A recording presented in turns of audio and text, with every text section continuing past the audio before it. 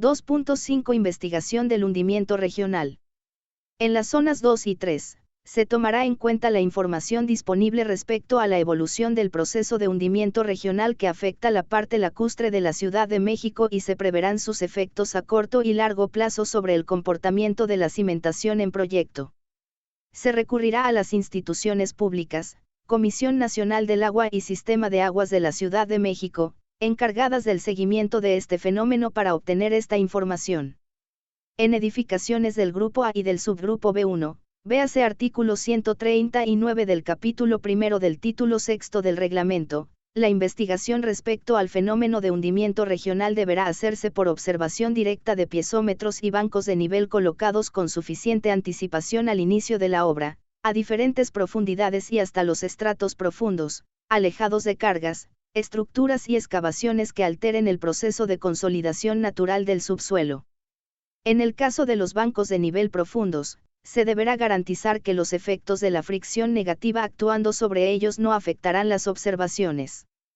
3. Verificación de la seguridad de las cimentaciones.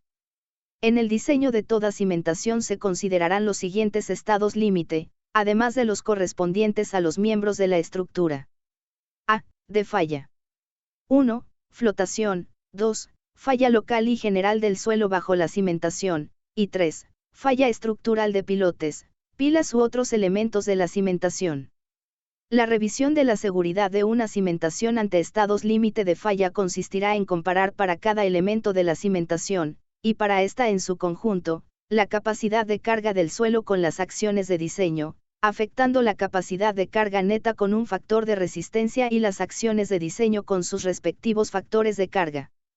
La capacidad de carga de los suelos de cimentación se calculará por métodos analíticos, numéricos o empíricos suficientemente apoyados en evidencias experimentales locales o a partir de pruebas de campo o de carga como se señala en las secciones 3.3 a 3.5. Tal capacidad se calculará a partir de la resistencia media del suelo a lo largo de la superficie potencial de falla correspondiente al mecanismo de falla más crítico. En el cálculo se tomará en cuenta la interacción entre las diferentes partes de la cimentación, así como entre esta y las cimentaciones vecinas. Cuando en el subsuelo del sitio o en su vecindad existan rellenos sueltos, galerías, grietas u otras oquedades, estos deberán tratarse apropiadamente o bien considerarse en el análisis de estabilidad de la cimentación. B. De servicio. 1. Movimiento vertical medio, asentamiento o emersión de la cimentación, con respecto al nivel del terreno circundante. 2. Inclinación media de la construcción. Y 3. Deformación diferencial de la propia estructura y otras que pudieran resultar afectadas. En cada uno de los movimientos, se considerarán el componente inmediato bajo carga estática, el accidental, principalmente por sismo, y el diferido, por consolidación, y la combinación de los tres. El valor esperado de cada uno de tales movimientos deberá garantizar que no se causarán daños intolerables a la propia cimentación, a la superestructura y sus instalaciones, a los elementos no estructurales y acabados, a las construcciones vecinas ni a los servicios públicos. Se prestará gran atención a la compatibilidad a corto y largo plazo del tipo de cimentación seleccionado con el de las estructuras vecinas. La revisión de la cimentación ante estados límite de servicio se hará tomando en cuenta los límites indicados en la tabla 3.1.1. 3.1 Acciones de diseño. De acuerdo con lo señalado en el inciso 2.3 de las normas técnicas complementarias sobre criterios y acciones para el diseño estructural de las edificaciones, las combinaciones de acciones a considerar en el diseño de cimentaciones serán las siguientes. A. Primer tipo de combinación. Acciones permanentes más acciones variables. Con este tipo de combinación se revisarán tanto los estados límite de servicio como los de falla. Las acciones variables se considerarán con su intensidad media para fines de cálculos de asentamientos u otros movimientos a largo plazo. Para la revisión de estados límite de falla, se considerará la acción variable más desfavorable con su intensidad máxima y las acciones restantes con intensidad instantánea. Entre las acciones permanentes se incluirán el peso propio de los elementos estructurales de la cimentación, el peso de los rellenos y lastres que graviten sobre los elementos de la subestructura, incluyendo el agua en su caso, los empujes laterales sobre dichos elementos y toda otra acción que se genere sobre la propia cimentación o en su vecindad. Tabla 3.1.1 Límites máximos para movimientos y deformaciones originados en la cimentación 1. A. Movimientos verticales, hundimiento o emersión, concepto límite en la zona I, valor medio en el área ocupada por la construcción, asentamiento, construcciones aisladas, construcciones colindantes.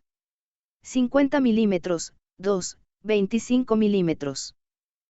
En las zonas 2 y 3, valor medio en el área ocupada por la construcción, asentamiento, construcciones aisladas, construcciones colindantes. Emersión, construcciones aisladas, construcciones colindantes. Velocidad del componente diferido. 300 milímetros, 2, 150 milímetros. 300 milímetros, 2, 150 milímetros. 10 milímetros diagonal semana B, inclinación media de la construcción, tipo de daño límite, observaciones, inclinación visible 100 diagonal, 100 y 3 HC, por ciento HC igual a altura de la construcción en M.